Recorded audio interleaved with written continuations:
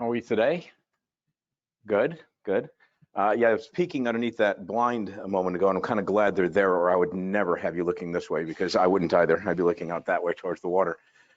Thank you for being here today. This is actually little butterflies today for me because it's been almost 2 years since I've been in front of a live group. I've been doing the webinars, and I kind of forgot what it was like to come back standing up front for the first, almost like a first time again. So I hope you enjoy the session today. Thank you for being here. I have a couple of quick questions. How many people are managers today in a department? And how many of you are managers by choice versus by default? By choice? Okay, good. And anybody by default that you're like the next candidate and you've got it? Okay, good. So we'll talk about a number of things today. I'm going to take you through a way that the reason I put this together and looking at it a little differently from a leadership perspective. A couple of you were in a meeting that we just came out of that actually touched on a couple of things. Carrie Stiles did a quick little 10-minute, which is going to mirror this a little bit actually. So it's kind of ironic to see that. There's a difference in leaders and managers. I think we've heard that. We're going to talk about what that means a little bit and what the differences are. There's styles and skills. And I found this to be something that was actually in that conversation this morning. That was, we all know leaders that did things very well, and we all know leaders that did some things not so well. Me personally, I most learned more about leadership out of the people that did it wrong. That's why I went into leadership. I just felt I had a better way to do it than was what I was experiencing at the time. So it's there's a style and a skill to it, and sometimes, depending on your situation, they don't always cross equally. We'll talk about some characteristics of successful leaders. We'll talk about some real life examples so that you kind of see really things that happened that I had done a couple of times, or examples that you can then translate to your work environment. And then successful leaders and some of the traits they portrayed. The genesis of this topic, these are my two sons. Corey's on the left, Brian's on the right. Very interesting. What really came about this is they entered the workforce a number of years ago. They finished college. And in their first jobs, they ended up with leaders that were not good leaders. And as a parent, I recognize that when your kids are in school and they're having a rough day at school, you can kind of have a talk with the teacher. You can say, what's not going right? What could they be doing different? Or they're having trouble with your teaching style. How can I help them at home?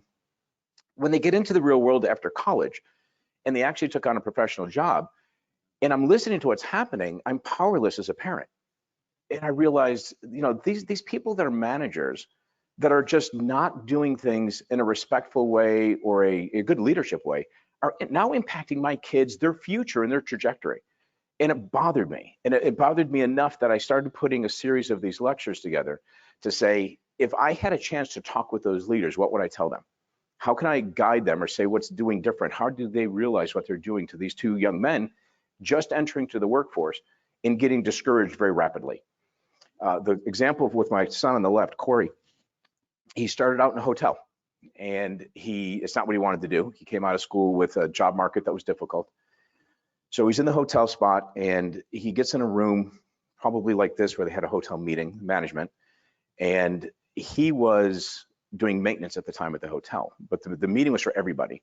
And it was one of those meetings where it was a scolding session, that the manager was just doing nothing but berating what was going on. And there was a woman in the back who her nervous condition made her smile. Some people, they kind of smile when they get nervous. Some people maybe twitch, some people maybe look down. The manager at the front of the room, and this again was told to me by my son, who has no reason to not tell it accurately, basically called her out and said, "Do you think this is funny?" And she says, "No, I don't. I can't. When I get nervous, I smile." And he says, "Well, I think you're laughing at this. You're fired. You can leave." And he just came home. He was like rocked. He's like, is this what people do? And I'm like, not normally. And it was just one of those things. And then my son on the right just had more of a favoritism issue. There was somebody else that was getting, they didn't have to do the same work as everybody else, but yet we're getting accolades and all the praise, and everybody else had all the rotations of stuff. And he too was getting very discouraged. So that was why I decided to put these together. So we all have a style, and we all don't probably sit in one particular style. And there's these styles that take situations are going to dictate what style you may have to become. And it might not be a comfort zone. So are you a general? We just heard about a general that was my son's experience, and that was an autocratic leader who took charge and at that moment did something that was, in my opinion, over the top. There's times that that might be appropriate, but we know there's generals out there. We actually know people that come from the military who are very good leaders, and they're a very regimented group. And if you have a former military leader as your leader, you may learn that they are very organized and they have this general kind of approach. There's not a lot of gray, it's a lot black and white. You have a parent or the servant. This happens a lot when you come from within. If you're promoted from your team, there's a couple of different things that happen. You'll find this in a maternal or a paternal instinct where you tend to want to help the team almost as a parent. You're trying to help them succeed in a parental type role. You have the referees that can't ever seem to make it good for any one person, just keep the peace. The whole task is they kind of get lost in the myriad of what's happening, and the team sees them more as just being a referee, not taking charge, not taking the lead. And again, in some of these instances, this will make sense. It doesn't mean that you can't be these. You just might not want to be the one all the time. This one's a tough one because this happens a lot when you're promoted from within. You've worked side by side with people for quite some time. Now you have to lead them. How do you transition from being their colleague and their friend to being a leader? Because they sometimes don't understand that, and they want to still treat you like the friend, or they expect you to give them a little certain different treatment because you were closer to them. You know, when you used to work with me, you never would have done that. You never would have said that. That's a challenge. And then you have your teacher mentors. These are the ones that are going to try and elevate you and do that succession planning and bring that people in and include them. And there's a lot, depending on your style, remember as a team member, team members don't always respond to the one that we think is best.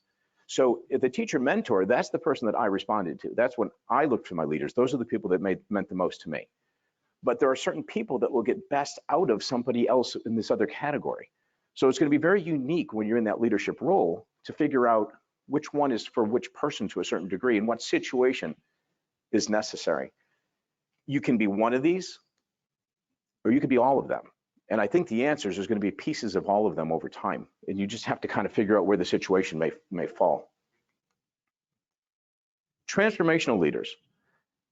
In 2020, we all know things went really wonky and things got a little bit crazy. And you know, before then, we were already doing transformational things. And now we're in a whole different world and things are changing as we speak. And a transformational leader is somebody that requires an innovation group of resilient leaders who are able to withstand the challenges and fortify the profession. So you've probably heard from often people say a common comment, if it was easy, anybody could do it. It's not easy. That's why you're here. You're not taking the easy path. You're choosing to do something different. Now, the good and the bad of that means your people's dinner conversations, the good, the bad, the ugly. What you do during that day could very well be the conversation that night from somebody's team member that went home because you helped them, you did something good, or you did something that was challenging to them. And that's the spotlight we took on or we were assigned, but nevertheless, we're there, we're in that spot. 2020 added a whole bunch of new things. For people who unfortunately had to go through furloughs, I had to furlough 50% of my team. 50% of my team got to bring back 2, only to a 60, not even 60 days later, release those 2 again, permanently. Traumatic. So trying to keep the rest of your team uplifted while this is happening and they're taking on extra work and they're watching thinking, am I next?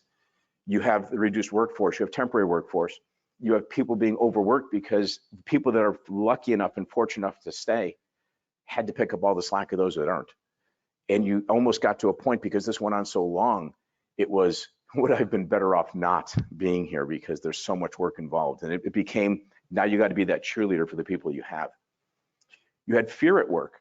You had fear being in the hospitals. You know, my job is remote, my team is remote, but we do go into the hospitals. So we were, when do we go in? How frequently do we go in? We didn't even have the dramatics that you all did if you're in a department and seeing patients every day. That fear was much greater in my mind than it was being remote for most of it. People are fearing what they bring home from going to work, and they're fearing of the unknown. What's next? How long does this take? Where is my job going to take me? Is my job ever going to be back to what it was? And as a leader, we don't have the answers. and they're looking to us for those answers, and we don't have them yet. So it's a really difficult spot. So this is one of the things that I really hang my hat on very strongly. First and foremost, earn respect, but you have to give respect.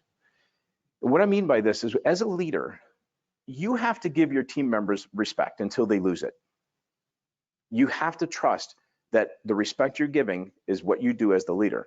In reverse, they don't give it automatically like we have to give. We have to earn that. So it's a little bit of an unfair pathway where carte blanche, you really have to give the team members the respect up front, yet we have to earn it as a leader, and we have to earn it in many different ways. A couple of the top things are communicate clearly and often. You cannot over communicate, particularly in what's going on right now. We had surveys in our company during the pandemic. They did a number of survey monkeys that were sent out. And one of the top 3 questions worded different ways, as you know how surveys do that, kind of phrase it one way, ask the same thing slightly different. They were trying to get at, did the team feel like they were being informed throughout this entire process? Did they feel that leadership was giving them accurate and timely information? And it came back as one of the strongest responses is yes. We had weekly meetings, town halls, that thousands of people were on these phone calls from the CEO, and they gave us the hard facts. They gave us the stuff we did want to hear and the stuff we didn't want to hear. But at least it was communicated, and it was clear, and it was often. Might not have always been what we wanted to hear, but we were in the know. Then you have to do what you say and follow through. The respect that you're going to earn is going to be based on your actions. If you say you're going to do something, you have to do it, or at least come back as to why you didn't do it. That's part of the communicate clear and often, because they're going to measure everything in how we walk, how we do, what we say. Our primary task as a leader is to remove barriers for success. It's not to manage people. It's not to lead the teams. Yes, those are the terms, but it all comes down to removing the barriers.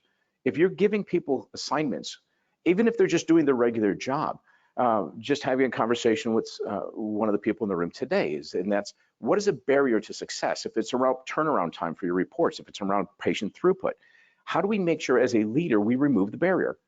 We're giving the teams the task. It's our job then to figure out how to make it better. So every department has a number of rooms that they utilize. I can go into any hospital and it'll happen in the same way no matter where I am. 3 patients waiting to be done, 2 techs with patients to do, 1 room open, 1 room busy, tech waiting in that room, because the room that's open isn't as friendly. It doesn't work as well. It doesn't have the good images, doesn't have the good setup, doesn't have the stretcher doesn't fit right. So what is that room doing? But usually there's a backup of one particular room that everybody's waiting on for the throughput. So how do we help remove that barrier? What is that? Not easy if it's capital equipment. Educate and empower. We want our teams to make sure that they feel valued, and empowerment is a critical point of feeling valued. And when you empower somebody, you have to educate them on what the expectations are. When you empower somebody, that means you do just that. You can't micromanage it. If you micromanage the empowerment step you gave, you're undermining exactly what you've done, and it's going to be a reverse, because you're going to give something to somebody and they're going to suddenly feel, well, then you don't think I can do this because you're not getting off my back. So give them the liberty, give them the freedoms, just guide them so they don't make big errors. Meet with them, make sure it's meaningful. Self-worth, they want to do good. People want to feel valued. And we're gonna have to figure out what value that is for each person, because not everybody values the same thing. So if we give the wrong value to the wrong person, it's gonna be a failed opportunity. If that person can't buy into it, you're making somebody do something that doesn't fit in their wheelhouse. Make sure you hold yourself and your team accountable. Have meetings. When you give something that's delegated to somebody, if you don't have checkpoints and they're aimlessly wandering, they're not gonna have the right structure to make sure they come back with success. So you have to have that accountability. And it's your job to be accountable in the sense that you set the meetings up. You gave the task, you gave the assignment. Now it's your job to make sure you shepherd them through. Caution again, not micromanaging. They have to be able to do their thing, but let them bring to you what's going on. Give me an update. If they don't think that they have a timely update to give, it's just gonna fall to the wayside. You have to have them delivering something, even if it's a verbal update. Be fair and consistent. You have to be fair across the board. This is really difficult, and you have to be consistent as much as possible. If one person does something that is not allowed to be done, and you don't correct it, and the next person goes, you can't just selectively correct. You can't select and choose when you do something. Your individual strengths, we all know our strengths and weaknesses. It's okay to share those. It's okay if you're on a team. Like most recently, there was a new vice president that they hired for my position, this report that I report to. My strength is operations, team building, process improvement. I know my budgets very well, but I'm not that CPA finance person. I certainly know how to manage my budget. I've been doing this for years, but my VP comes with a very strong budget background. She doesn't have the operational background I do. So together, we're going to be a good team because she's going to help teach me. I know what my strengths are, and I know her strength in that area is better than mine. So I'm going to leverage her to help me get what I need from the financial aspect, and I'm going to hopefully elevate her from an operational aspect. So we have to know those, and know those with our teams.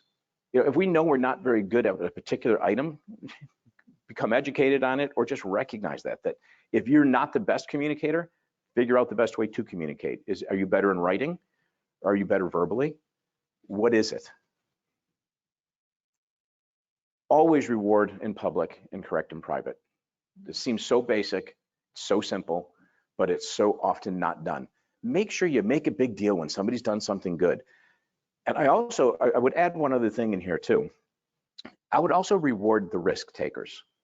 As long as it wasn't something that went bad, like really bad, reward that person who took the risk, because you want other people to take risks. You want other people to think differently and think of new ways to do it. So if you recognize somebody in a meeting, that would be a little unusual, right? We always recognize the success pieces. What if we recognize somebody who took a chance, didn't quite work, but I want to thank that person for thinking outside the box. Bring me more ideas. We want to encourage that.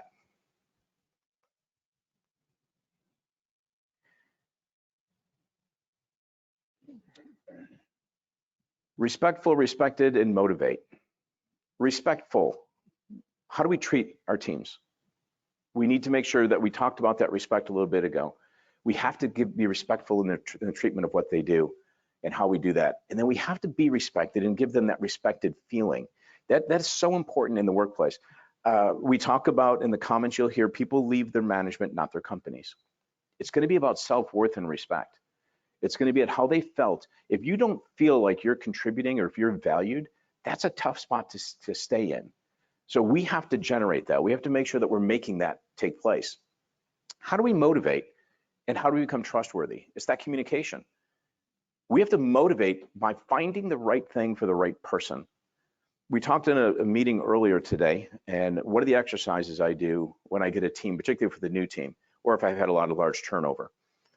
In a meeting, instead of having a department meeting, I'll take that hour, and it's an investigation meeting to find out the team, to find out who they are. And I put post-it boards on the wall, and I label them. One's trust, one's labeled respect, one is excellence, one is dignity, and then make sure I got it. Trust, respect, family, excellence, responsibility, and dignity. And I tell the team members to go stand under the board that makes sense to them. Go stand under the one that means most to you. And all I do is make sure that the team looks around and see who's standing where. Because if I know that there's 3 people standing under family, and that's the person I think I'm going to come to and get overtime 3 days a week, probably not going to happen. And the person that's talking about respect or standing under respect, if I do something that is perceived as not respectful, I've lost that person.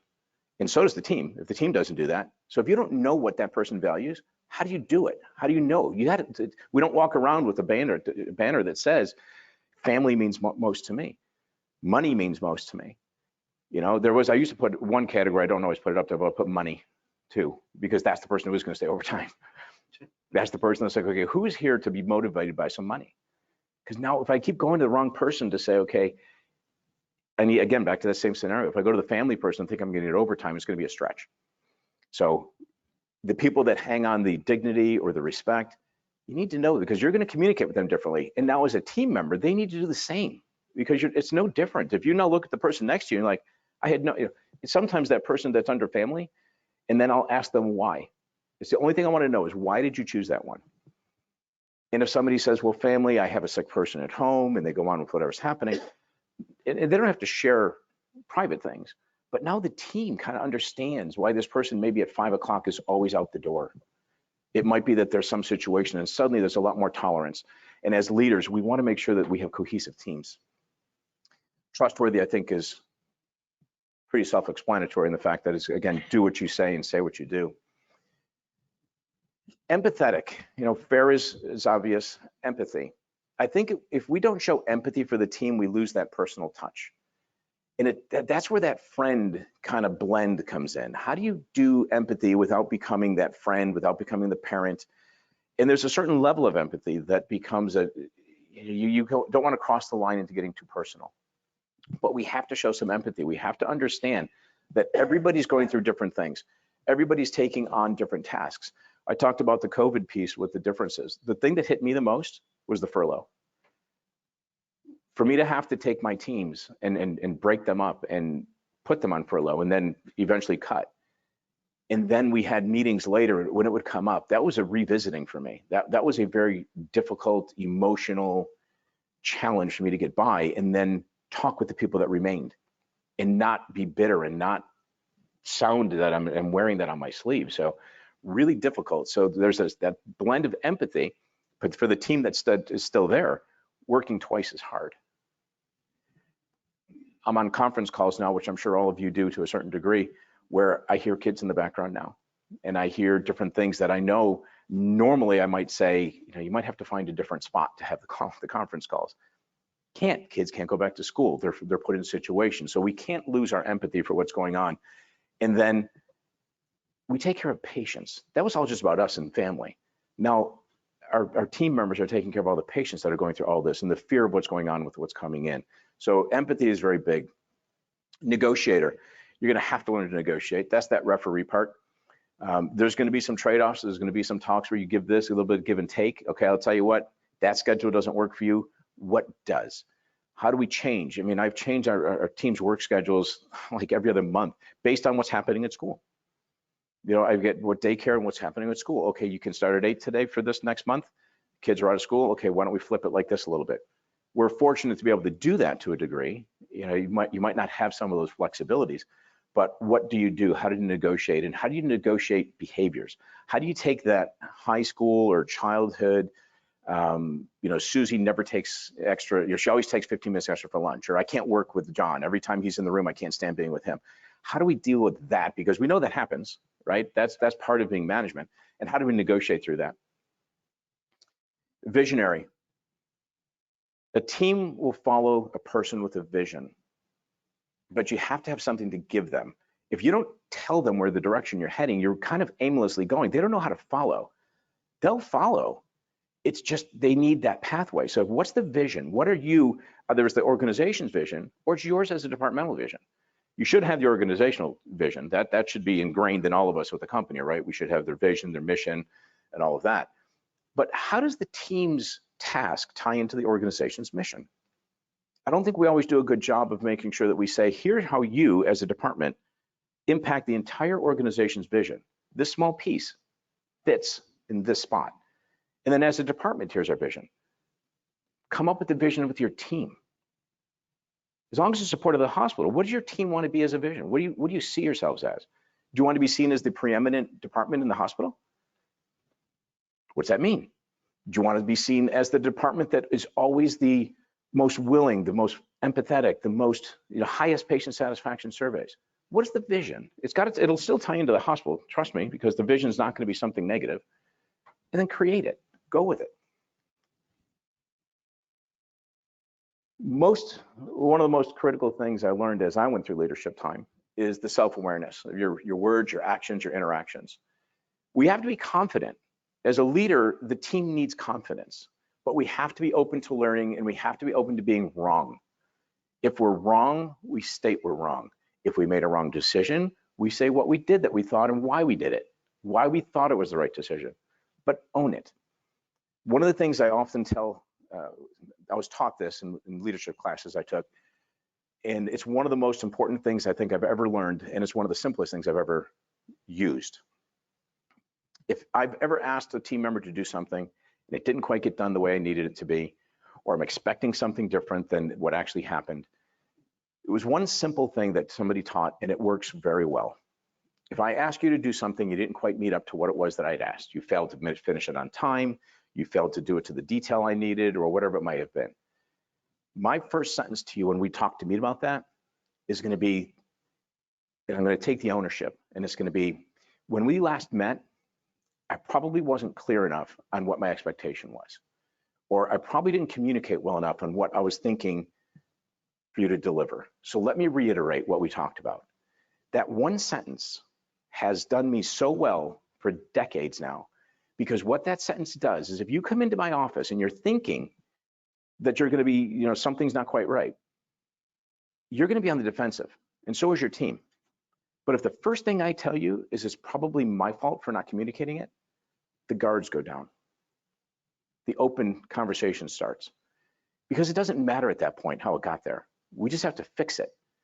So it doesn't matter if you know for sure that you said it right. It really doesn't matter. It didn't get done.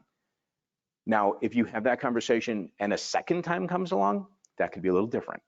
Now it might be maybe you didn't get what I was trying to say the last couple of times we met. So tell me what was not clear. Tell me what you thought. Still diffusing it, but trying to get rid of that barrier that goes up as soon as, why didn't you get this on time? Or what didn't you understand? That just, people want to push back because they start, what happens, right? Excuses. Well, I forgot, or well, I never thought, well, it wasn't clear. Okay, I'll give you a pass on that first one every time.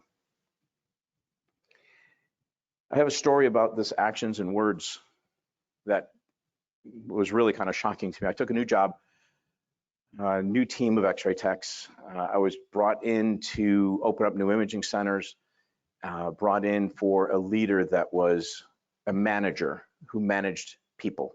That was her, just old school managing people and processes. My philosophy is much more team. So when they brought me in, it was a very difficult transition for people who, if with her style, it was very micromanagement. They were told at each step of the way what to do, and I was much more, you have your parameters, you have your boundaries, but I expect that you stay within those. Well, anyway, this team and I were just kind of growing together, and we came into this new building that was new for me, that was building for them. And it was very complicated to go from the outpatient center to wherever the cafeteria was in the hospital. This one PACS administrator came up and said, it's time for lunch. Has anybody showed you where the cafeteria is? And I said, no. And she goes, well, let me show you. It's quite complicated. Great. So off we go to the cafeteria. And without thinking anything of it, but the team was watching. So the next day, I think she stopped by again. I said, no, I brought something today. I'm good. Third day, she came by again. And I said, yes, I'll join again. And I know I don't remember how to get there. It was just way too many things. So she takes me on that walk again, and we go to the cafeteria. By the next week, there was already buzz about whatever was happening between her and I, because she walked me to the cafeteria 2 out of 3 days. And it was simply, I wasn't paying attention. Again, I don't think I would have done anything different, but it's your actions that you're doing and what they're watching and what you are under a microscope. So choose what you say, what you do, how you do it very carefully, because it will reverberate. And like I said, you are the dinner conversation, good, bad, and different. That night could be, well, we had a great day. I got recognized in a meeting. We got complimented because our satisfaction scores are up, or we're being asked to do more, and this guy doesn't understand what we deal with. He doesn't understand we have, it happens. So we just need to be careful. Be humble. Know that what we do is a team effort. There's none of us in this room could do what we do alone. And if we don't recognize the team, they'll fail to continue to do so. I would rather give the credit to the team than I take myself at any given time, particularly in front of my leadership. I'm already in my role. I don't need that part. So let the team get that acknowledgement, and they're going to recognize that. They're going to recognize that you're letting them get the accolades for the work they did. Leadership already knows you guided that. You're their leader. Let them have it. Let them have the win. I think interjecting some humor at work is key. We're in a tough role. We're seeing sick people. We're seeing people that come in very fearful. We have people that are working really hard. And I think there's got to be some fun in there somewhere, whatever that means, whether it be that there's a joke of the day, whether there's, far side calendars that people bring up, whether it's something that is, of course, we got to make sure we stay politically correct and not defensive, but we can have some fun. We can enjoy what we do. I have a meeting, the one time I had a meeting, my idea of injecting fun It was the same team that I just mentioned. We had a lot going on, and there was a lot of negativity going. And I decided to have a retreat. We've got a room like this at a beach. I live in the Tampa Bay side of things in Florida. And I got a little beach room, had the team come out, and it was going to be a roundtable discussion, open all these different things. And everybody had a squirt gun on the table. It was just a little tiny little squirt gun like we had as a kid that holds like, 2 ounces of water or so. And everybody's like, okay, what are these? And I said, no negativity today.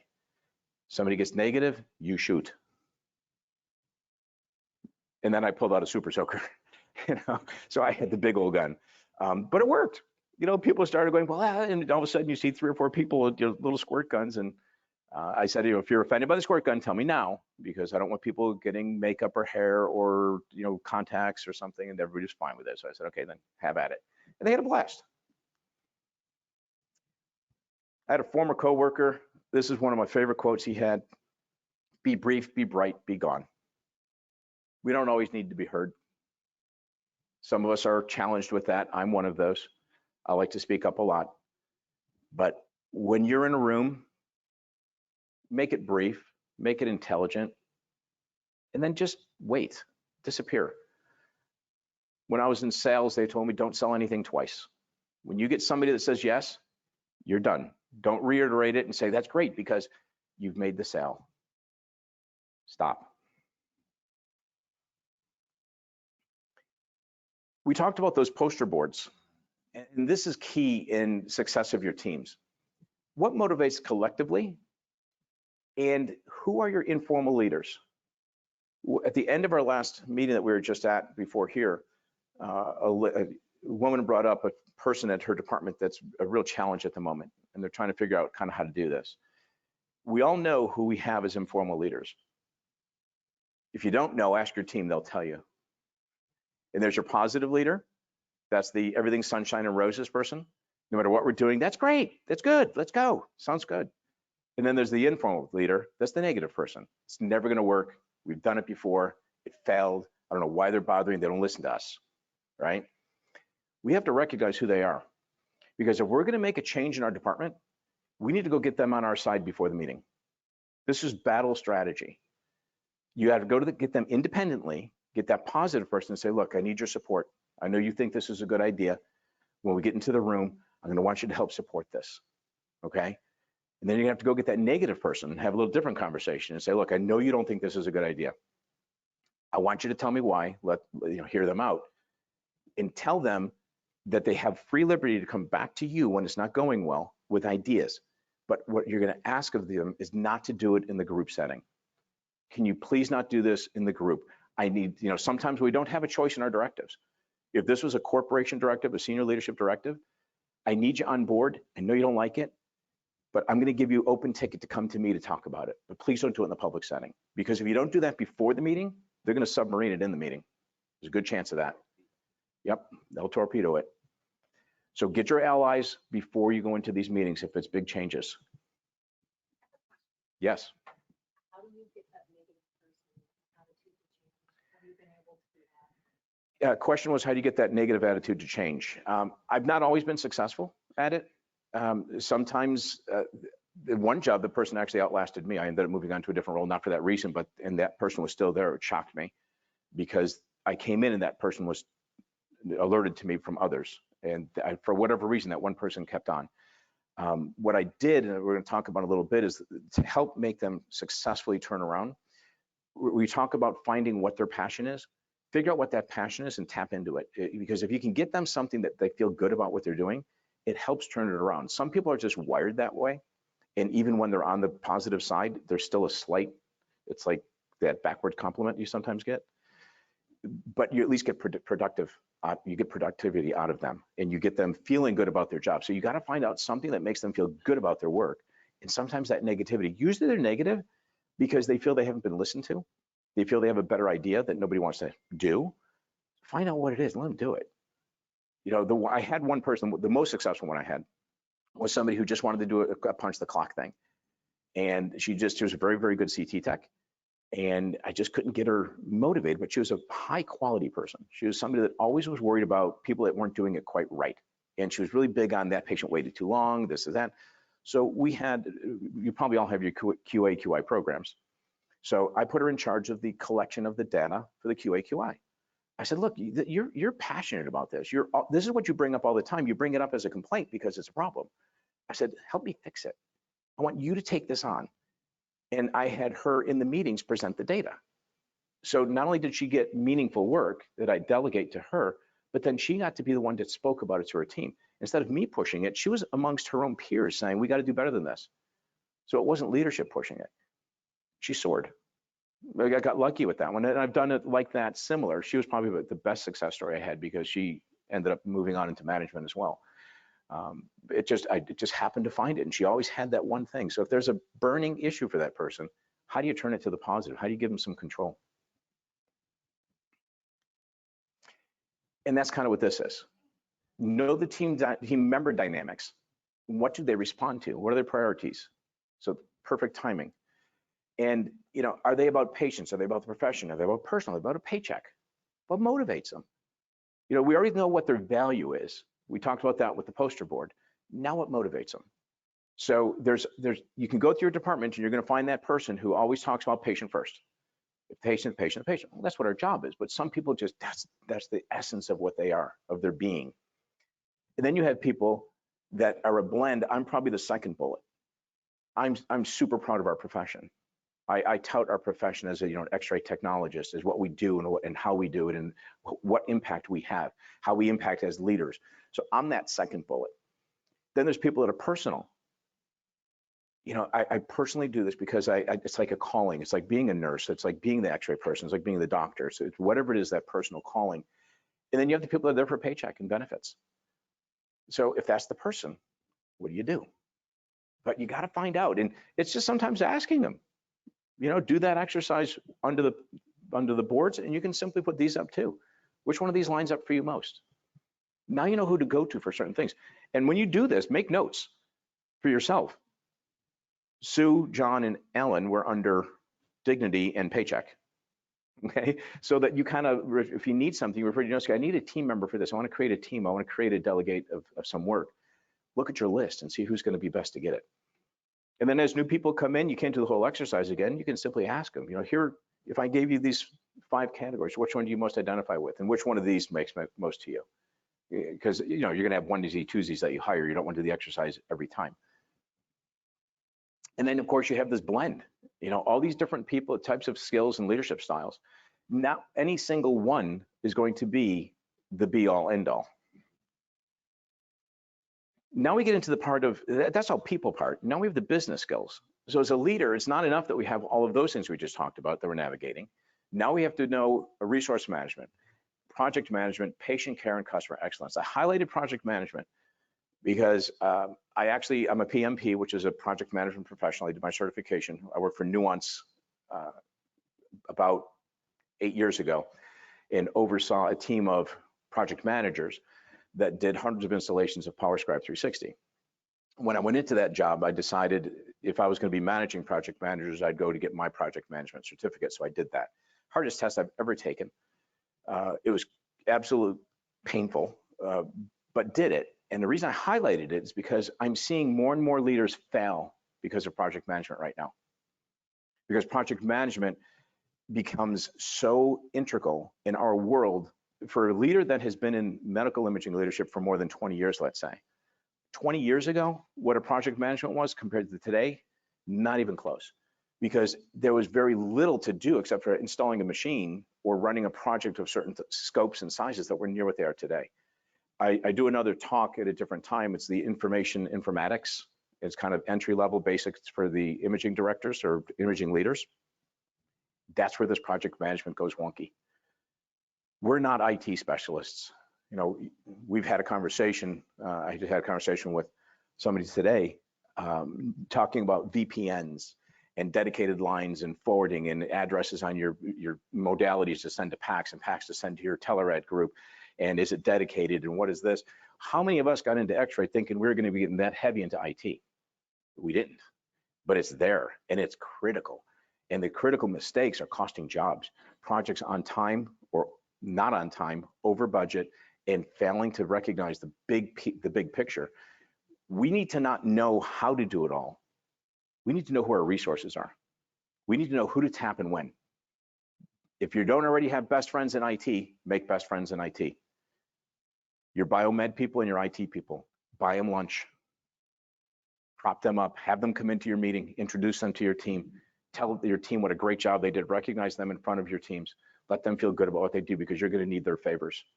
You're going to need them when these projects go on, because when you say, okay, I got a new room, I'm replacing these digital pieces, it's about connectivity, it's about address, about IP here, and it's about AE title here, and where do we map these fields in the ORD and the AE and the DICOM and the HL7. It's a whole nother world. You just need to know enough to be dangerous, but you need to know where to get your resources. So find your pool of people, make sure you have them. Then of course we have our regulatory bodies, which is getting more and more all the time. MQSA is still our only federally regulated, but with all of these MACs and MACRAs and MIPS that we're doing, that we're not getting payment. Florida is a very heavy Medicare state. 60 to 65% of our business is Medicare in Florida. So if we don't do these MACRAs and MIPS, we're losing a lot of money. We're leaving money on the table. We have dose that we're now reporting on. How are we getting that information? Who signed up for the ACR? Now you've got CDS, right? This is our practice year. It keeps getting pushed. We don't know if it's coming or not, but it's supposed to come next year. Is anybody in your department already on that task force? Do we know how we're getting those numbers from the AUC for the appropriate use criteria? When you get that number to say you can get paid for this, where's it going? Who's getting it? This is a mixed up incentive, because the referring physicians are the ones required to do the AUC to get that number. If they don't give it to us being radiology, it's radiology that doesn't get paid, not the doctor that ordered it. So how do you get somebody to comply with something that they don't have a financial risk to? Network. You're gonna have to get your marketers out there. You're gonna have to get the education out there. The good news is it's gonna be for everybody. It's not like you're the only center that does this. They can go down the street. Everybody's gonna have to do it. And the hospital needs to know it. So our business skills are getting more intense as we go. That regulatory ties into the financial and billing. Industry knowledge. You're here because you want to learn. You're here because you're taking on that aspect of learning about the knowledge. What I didn't understand when I became my manager and then director in the hospital was, for some reason, I had this thought that the CEOs were this rounded body of knowledge that knew nursing and lab and x-ray, and they just for some reason had this knew it all. I don't know why I thought that, but it wasn't until I became the director that somebody said, okay, you need to go to the CEO, you're his radiology expert, give him an update.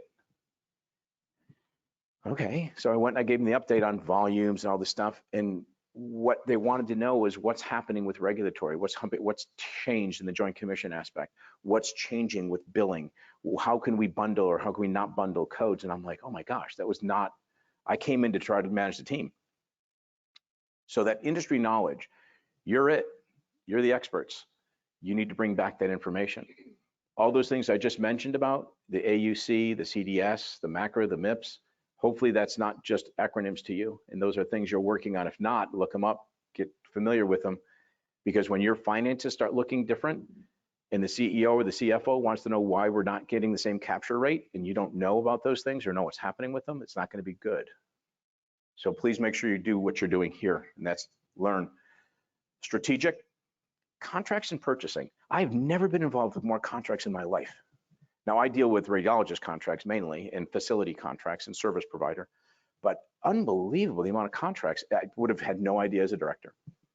So if you're dealing with your, I don't know if you personally sign off on your capital equipment, but simple little things like FOB for freight on board means that you don't own that piece of equipment until it hits your dock. If it sinks at sea and you have FOB, you're fine. If FOB is not in there, you own it from the time it's on the ship. So if it sinks, you're out. Who knew? So simple things. If you're involved in the contracts, pay attention. So again, a lot of information, but use your resources. A good leader doesn't know it all. A good leader knows where to get the answers. One of your most effective people in your departments and your hospitals is, and you all have these one or two people, you're not sure, you got an HR something going on, you're not sure what to do here. There's a small handful of people you go to that'll guide you and say, oh, go here, go here. I know Susie does that, or I know John's over there. Those are very, very valuable leaders. They know their resources. They know how to get things done and where to go. They're not doing it. It just comes with time sometimes. You're in a facility long enough or a place long enough, or you get enough exposure, you know exactly who to go to help get at least pointed in the right direction, if not the answer. My son, that I talked about the story, that not the one with the hotel, but the other one, this is what he did for a living when he came out of college. He trained dolphins. Tell me that's not somebody's dream, right? As he was going through college, he kept saying, Dad, what do you think? And I'm like, I don't know. I said, do you want money or you want fun? And he's like, why? And I'm like, you're going to be training dolphins. I said, you know, what's your pathway for that? And he's like, but I want to do it. And I'm like, then go for it. I said, look, I don't care if you say you want to biggie size that, as long as you're happy. If that's your career, then that's fine. I said, but go ahead, try it. So he went out of school. He went to ODU, got his degree in marine biology, went down to Key Largo and was training dolphins for a couple of years and had a blast. And we went down to visit. We got to get in the water and do this, and super exciting. He was motivated by the dolphins. He was motivated by the animals, the mammals, in doing this. And then his motivation changed to, guess what? Money. It ain't there. So now he's delivering mail for the post office. And now he moved from Key Largo back to where we are in the Clearwater area, which I'm happy for, and is providing him a very good life. And he misses this, but his motivation was different when he was younger, and he got married. He's now has children, our grandchildren, and it was just something that kind of a lesson learned. And he says, you never supported me all the way. I said, no, I did. I said, I just wanted you to understand that you're going to have a different lifestyle than you might be thinking if you're going to be making, because this career, they count on you being an animal lover, and they count on you making very little money. They literally make less than McDonald's, and they're doing this. So it's like, wow, we'd never thought. But kind of good leadership, right? You can get phenomenal things out of hard work. These are a couple examples I had from, this is an actual team member that I had with one of my past lives. And I got an email one day. This is literal, this is copy and pasted. Ken, just an FYI, I signed the girls up for swimming, and the only class I could get was at 4:15 on Tuesdays. Susie is really close to being on the track team, so I will be heading out around 3:45 on Tuesdays, but I typically start a bit earlier and work remotely from the pool. Hope that's okay. So maybe you're reading that and maybe you took it the same way I did, maybe you didn't, but I'm kind of looking at thinking, you just FYI'd your manager. You're telling me you're leaving early because Susie's really close to being on the track team. And I know that we work remote and we're on phone calls, so you're going to be at the track. So how does this work? So I kind of sent back, okay, and I was okay with that. But this was that kind of empathy piece. So a quick question, a tip. How many weeks are the classes? Just don't host calls from a place that is not conducive and respectful to the clients. I can only imagine having people screaming on the track and she's on the stands or something, whatever's going on. And here's your learning opportunity. This is asking for forgiveness, not permission, and you FYI'd your manager. You should have asked first or pretended like you were asking. And important little things like that could have negative impressions. So I just wanted to guide her and coach her. I certainly could have picked up the phone and said, why do you think you can tell me what you're going to do? This is your job, these are your tasks. But I knew what she needed. I didn't like the way she went about it, and I gave her a tip. So the same person, unfortunately, not too long later, sends me this. Hey, Ken, when you get a chance, can you look at the purchased on-site hours and help me find the best approach to how to break this out? It's not time sensitive. She sent 6 documents for me to open up, review, and assess. She reports to me. So it's like, all right. Instead of having me dig through the orders, please put together the hours they purchased, projects associated, and then let's review live. So just examples of that more empathetic guiding, coaching, mentoring. Ironically, this was about 8 years ago now. Just happened to, within the last 3 months, she sent a Facebook or a LinkedIn, one of the two. And we chatted real quick, and she sent me a big thank you because she's in a job now that she's doing really well. And I said, great, I'm glad things are going well. She goes, you invested in me. And she goes, and you always guided me versus reprimanded me. And she goes, I credit you for so much of where I am today. And it was a terrific email to get, or a message to get, because you don't know. You do what you think is the right thing. And when you go back and you get people that acknowledge that and say, this mattered. And these were certainly opportunities to call up and have a whole different conversation, because, you know, it's particularly after the first one, right? You get a second one, it's like, okay, what didn't click the first time? So just guide her. She was young. She was new. She was still green. So I had to take into consideration where she was in her phase of a career. She wasn't matured yet in this type of a role. And now she's doing fantastic. So very pleased with that. Okay, autocratic. This is actually an airplane flight I was on. Me and my two boys that you saw in the picture, we were going to Colorado skiing. It was a flight in March, a number of years back. And as we hit the runway, the plane started to fill up with smoke. We're landing, and smoke is starting to come from the front of the cabin. And it's a white smoke, and you can smell that electrical smell, like the casing burning. And all of a sudden, you know, people are perking up very quickly. We had just hit the tarmac, came to a very abrupt stop. Airport is still off in the distance. And over the intercom comes, this is not a drill. Please get off the plane. It's as quick as possible. Look to your closest emergency exit. Leave your stuff and get off the plane. Okay, so people start standing up. And what do you think the first thing people start doing? Opening up the overheads, right? And they're now more like, okay, so I got my two boys, my oldest son, who never travels in anything but shorts and t-shirt. And I'm like, we're going to Colorado for skiing. Please put something. No. Well, guess who got the best lesson here? Because guess where he's going to be standing shortly. On the plane, we're not making the progress. The plane's filling up with smoke. Flight attendant gets on again. People start moving. Do not grab your things above. Get off the plane. People are still not listening. I'm thinking, okay, somebody's got to get a little more forceful here. So now the lady gets on the intercom and says, people, leave your shit behind you and get off the plane. That did it. Suddenly people stopped and got off the plane. And it took that general autocratic, do it, but it was needed. We can't be negotiating here. We can't be, well, if you think you could move faster. No, we got smoke filling. We don't know what's happening. But I did want to note, I don't know if I have a pointer on this, because this is really, no, it doesn't. Anybody notice anything about the picture?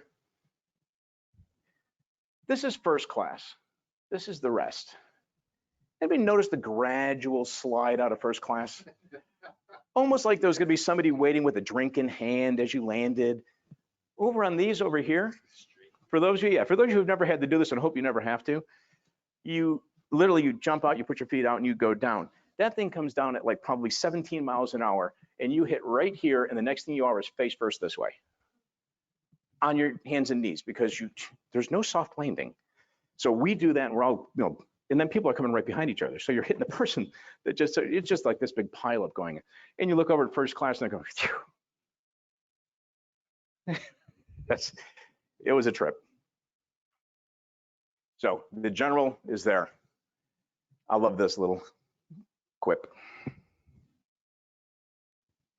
I'm not lacking leadership skills. Everyone else is lacking fellowship skills. All right, personal inspiration. My parents are my own personal inspiration. They never held us back. They never kept us close to home for selfish reasons. They never told us we could not do something. And they never let a moment go by without telling us how proud they were of something we had done. So that was a lot to me. So my own family drives mine, and it became something for me to develop others. I enjoy developing others. And it's one of those, what inspires you? What made you choose leadership? Because now you got to pass that along. Because when you have a passion about something, it's palpable. You can see it, you can sense it, you live it, you walk it, you breathe it. You know, if you're a sports nut, that's that person that constantly talks sports. If you're political, you're always in the political realm. What drives you? What's your inspiration at work? And how do you find that and tap into it? We want to talk about some characteristics of successful leaders. The leaders that you're about to see come up on the board here When I type in these in the Google search, they were either the first or 2 or 3 pictures that come up. And I decided I wanted to just type it in and see what comes up, because these are the characteristics that we were talking about and some of the things that are really critical to being successful in leadership. Humble. Pope Francis has refused to occupy the papal apartments and has washed the feet of a female Muslim prisoner and others, and has driven around Rome in a Ford Focus, not the Pope mobile, but a Ford Focus. And this famous quote was, "Who am I to judge with regards to the church's view on gay members?" The Catholic Church, who that view has been out there for hundreds of years, and he's saying, who am I to judge? And look at the face of that girl as he's washing the feet of somebody. Probably the epitome of humble. And somebody in the previous meeting was talking about, they came into work one day and somebody was sick, and she's a director, but for 6 hours that day, she was a transporter and a tech aide because that person needed help because that person called in sick. So she did that and then went to her 6 hours of work. That's being humble, that you're not above anything. You do what it takes. And when your team sees that, they'll respond. For country music fans, humble and kind. I like the verse in this. I'm more of an alternative rock person, but humble and kind from Tim McGraw. And it really sets it up. I believe in this firmly. When the work you put in is realized, let yourself feel the pride, but always stay humble and kind. When you get where you're going, don't forget to turn back around and help the next one in line. Always stay humble and kind. Are you helping the next leader? Are you setting up your transition plan? We've been fortunate. We need to take the people behind us, beside us, and bring them along too. Bring them forward, teach them. We have failed when we don't feel it's our job to perform in any job in any situation. We have failed when we do not recognize our success as part of a team effort. And we have failed when we speak in frustration, act in vindictive or immature ways. We can't do that as leaders. So flip these around and say, we've succeeded when, and flip those sentences. Embodiment. Baseball fans, Derek Jeter, retired shortstop and former captain of the New York Yankees. It's not the 5 World Series rings he has won, or his team record for career hits in a steroid-tainted reality TV era, but basically it's how he stood up because of his old school approach. He never offered excuses or gave less than maximum effort. And I think for somebody to say, what is an example of embodiment, even if you're not a huge sports fan, that name is known and what he did for that team. And I'm not a Yankees fan by any stretch. So to get him up there is obviously something to be under embodiment. Also, it means someone or something that is perfect, a representative example of a quality idea, or etc. Kurt Cobain, for your music people, from Billy Corgan to Smashing Pumpkins, thought he was the perfect embodiment of a guitar player. So there's different embodiments. When you become a brand to be known for something, you become an embodiment of that. This is Jeter's house. This is in Tampa Bay. We call it St. Jetersburg. It's something classic about this. Just to give you perspective, look at the size of the chair and the table. The house is over 55,000 square feet, takes up like four lots on the block, big gates, cameras. My son's on those cameras because he's a sports nut. He drives by the house just to look at it. I'm like, they're gonna pull you over one day. Drive by there too much. In embodiment, we failed when we do not lead in the manner we wish to be led. And when our actions do not match our words. We have to do what we say. If we say we're gonna do it, or you lose credibility very quickly. This slide has changed a little bit in the last 2 weeks, so slightly. Obviously, originally set out to sell computer programming and became something much different and created the now ubiquitous Windows operating system that powers 90% of the world's personal computers. You're visionary if you have big, crazy ideas.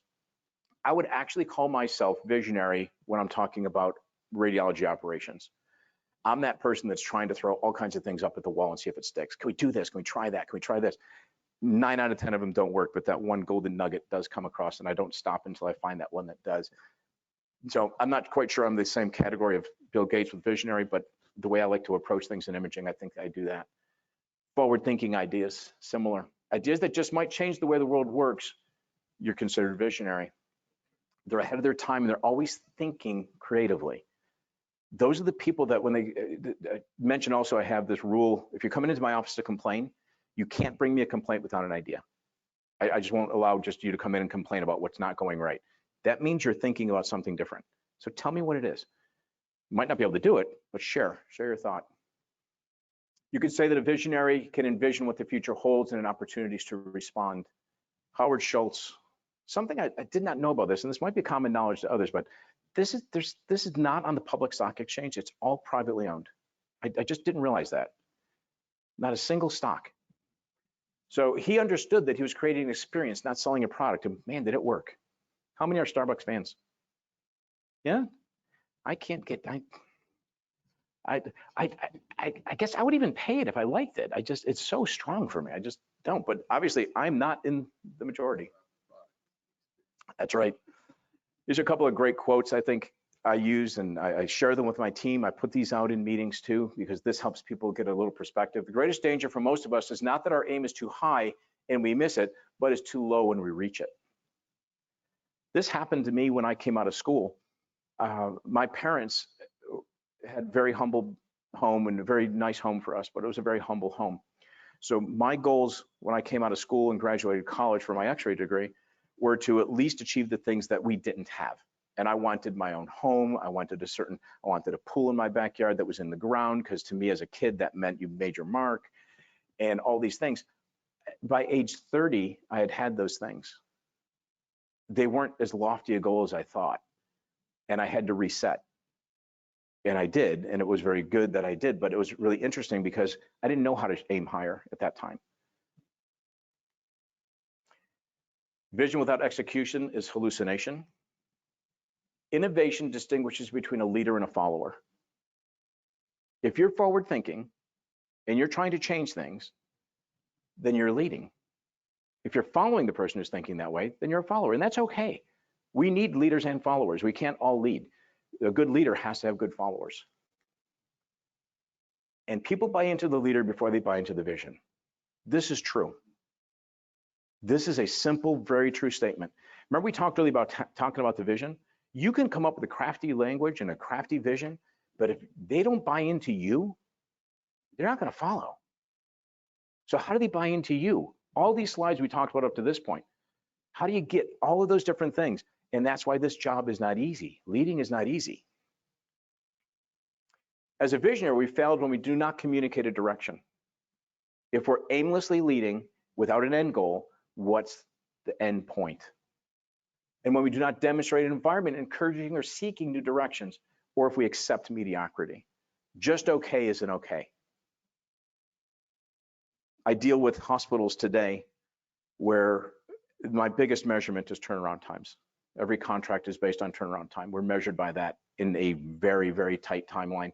I was on a phone call the other day that I basically had to wrap duct tape around my head to keep it from exploding, because the new turnaround time that was being talked about was 5 minutes. 5-minute turnaround time. Is that possible? Well, that was my comment. How is that possible? I know for a fact I have 3 minutes in transmission time just to get the image across.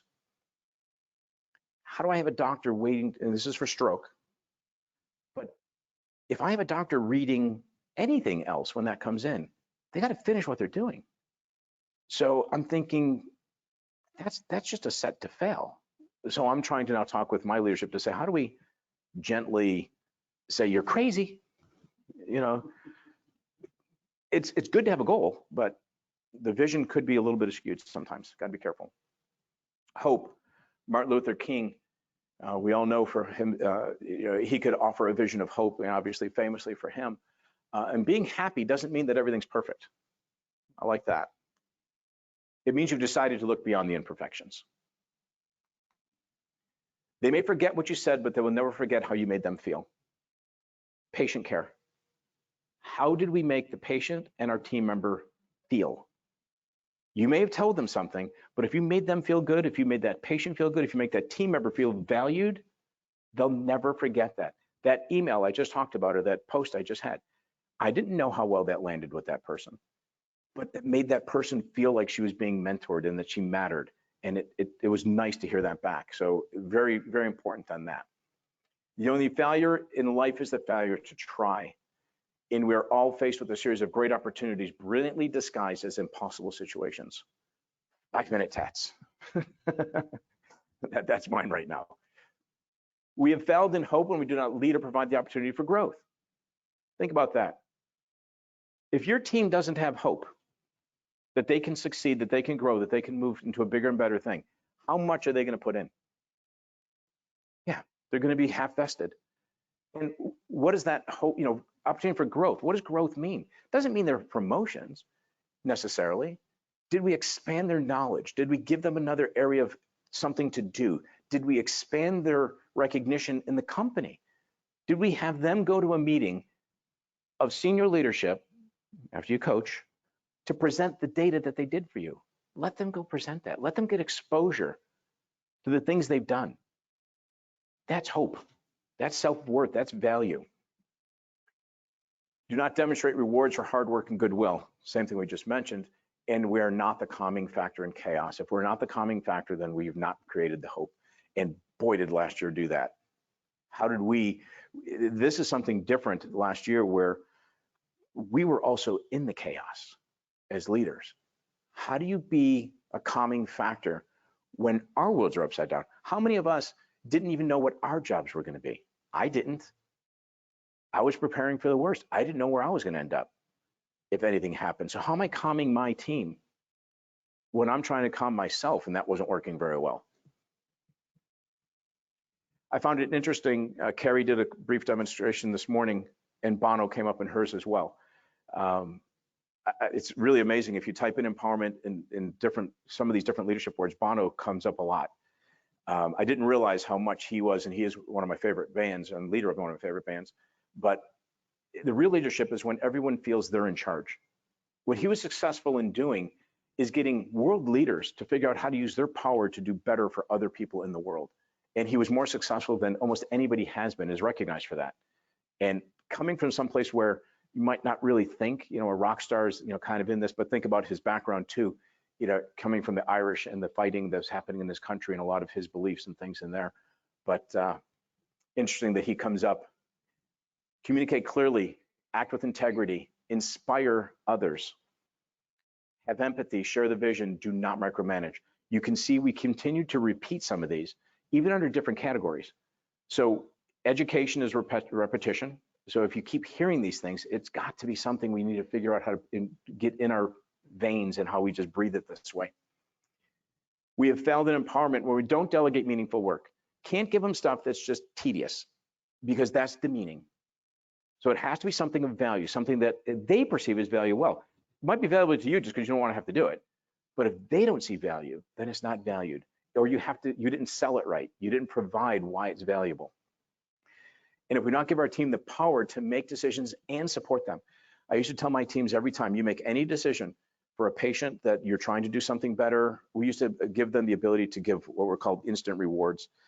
If we knew we had a bad experience for a patient, we had gift cards. You can give them a movie pass. You can give them a $10 Amazon card. You can do something that tried to help recover the situation. And I would tell the team, no matter what you did, as long as you did it with the right intent, I'll support you. We may have to talk about what the next time might be if it's different, but you don't have to worry about trying something and failing because I'll support it because I know what you're doing is for the right reason. Again, and if it was something that should have been done a little different, we'll talk about that. Next time, let's try it this way. But once they knew that freedom was there, it cost me like $300 a quarter to have these things in my drawer. They would come to the office, I need a card, I need a card. And those cards are also to reward team members who are doing good things. So it was a recover, but it was also, hey, somebody just stayed late and did this for me. I want to give them a $10 Outback card. Have at it. Drawer's right there. I didn't even keep track of it. I said, if I have to order $300 every quarter, that means you're giving them out. I'm good. I did. You did. How did you put it? Reward and recognition.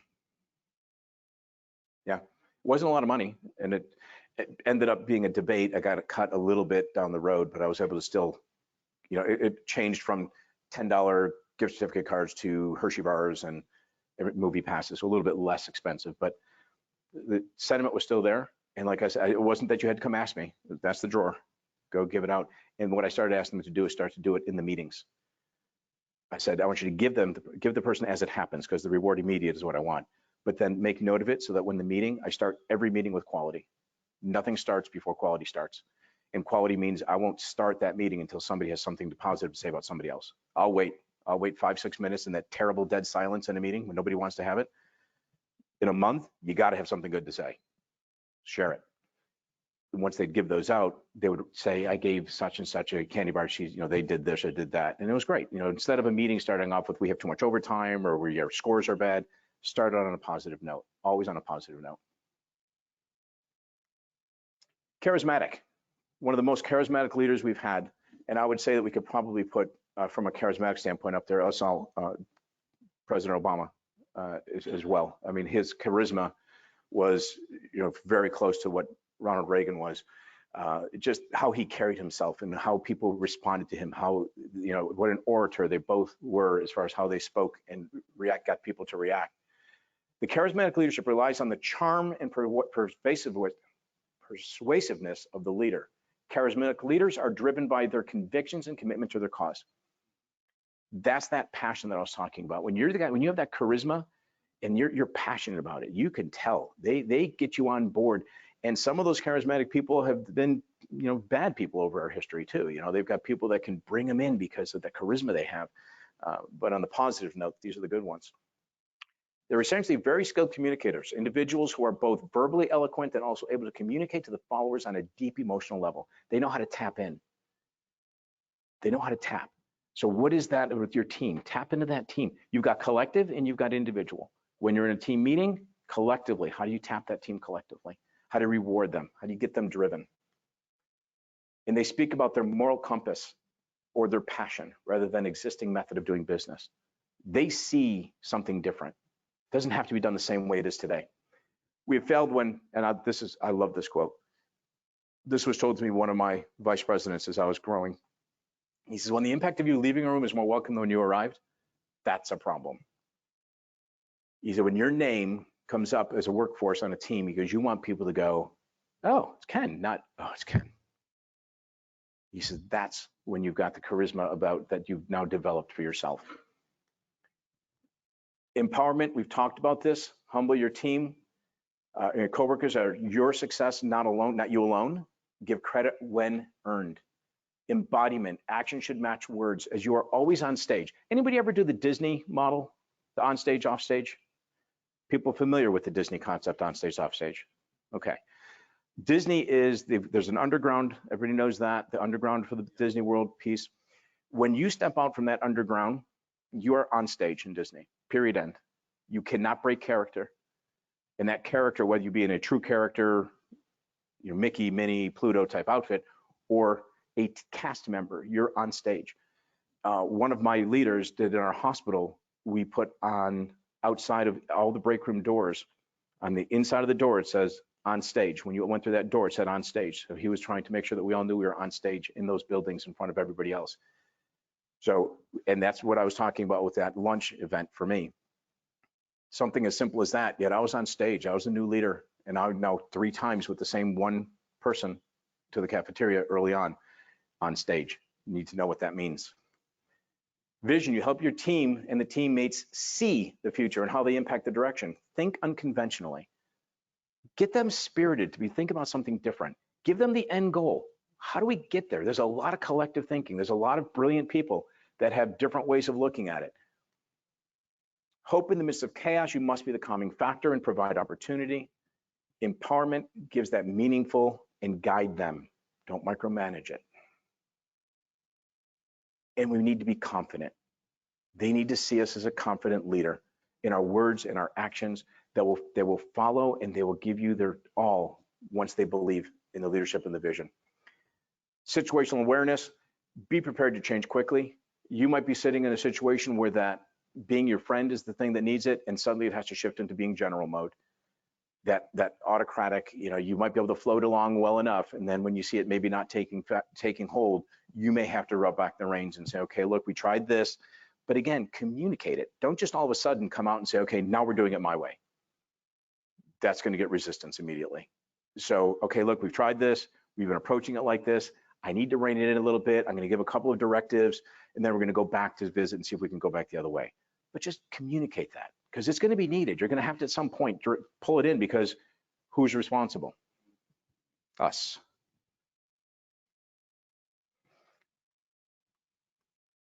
We just talked about this with the, empowerment, regular status in meetings, remove barriers. Department meetings include team member reports on projects. Make sure they report out. They need to know that they're important enough at that meeting. I would also start meetings on time, even if I was the only one in the room. The only thing I would have to go past is quality, because that's theirs. But I'd be on bullet number 2 at 10:05. If somebody wasn't there, they come in like, read the minutes. We start on time. Succession planning seems counterintuitive, but you must. We really have to see who's our succession, who's our next leader. We need to be cultivating that. And I would say cultivate more than one, because if you spend time cultivating one, if you have a large enough staff to do more than that, because if that one person leaves, you're back to ground zero. So you need to be having enough knowledge. People have to have enough understanding of the department that they're feeling educated and able. Also, think about how well that helps you when you're away. When you're here learning, if you have those people, they're able to take up a lot of that slack while you're here trying to better yourself to better them. A couple of parting thoughts. Confidence without passion is arrogance. Whether you think you can or think you can't, you're right. Henry Ford. Confidence is contagious, so is lack of confidence. Vince Lombardi. Questions? Thank you for having me. Yes. Retired director instilled a lot of things into me and indicated to me that your department's success is only as successful as your successor. You can run a department perfectly, and let's say you retire or move on, and then in a matter of months, that department just goes to hell in a handbasket. Right. You're gone. Then it wasn't a successful program or department, because there's not a successor. So even if you're there, you have to train your successor. Right. Because you're not going to be around for a while, but only your legacy remains. You're correct. And you said something key in the back, if you didn't hear, basically who's saying if you're a successful department and you don't have a successor in line, if you retire or you leave and shortly after that, everything kind of crumbles or falls apart, then you didn't have a successful program or department. And you just said something key. I don't know if you caught what you said. You were a successful leader, but you didn't have a successful department because you didn't have successor. So key, and you're absolutely right. You've heard it, it's called the bus test, right? If you get hit by a bus, everything falls apart, right? You can't have that. You have to be able to survive the bus test. And the difference in what you just said was we were talking about successful leaders, and that's a successful leader will have a successful department that will go on beyond that leader's time. And that's, you got to convert the two, because you could be good, but if you keep it like this and you're gone, so is the success. Because now the whole team's scrambling to figure out, well, how did he do this? What happened when this came up? Yeah, good point. Other questions, feedback, scenarios? I think you mentioned a lot of the micromanaging. Don't micromanage. And see where I struggle is I have a very small facility, so I do micromanage, but and I feel like I have to because the staff doesn't have that. I want to do this. I want to grow. I want to. It was a negative person, but I asked, how do we change that? Because of that one person, everyone's like, well, that's not my job. I won't do it. So then I'm constantly having to herd people this way or that way to get them to do these jobs. And then I have to come on the back end and make sure they do them correctly because it's one person. Well, I've been here for 20 years and this is how I used to do it. That's great, but it doesn't work that way. Yeah. So I'm just, how would you handle a situation? Well, it sounds like you've done at least a number of attempts. And again, in the back, a person, small department, one person that's kind of on that negative track, that informal leader, been there for 20 plus years. This is how we've always done it. So therefore it's right. The rest of the team is willing to, but kind of being held back because this other person, and therefore kind of a micromanagement has to happen.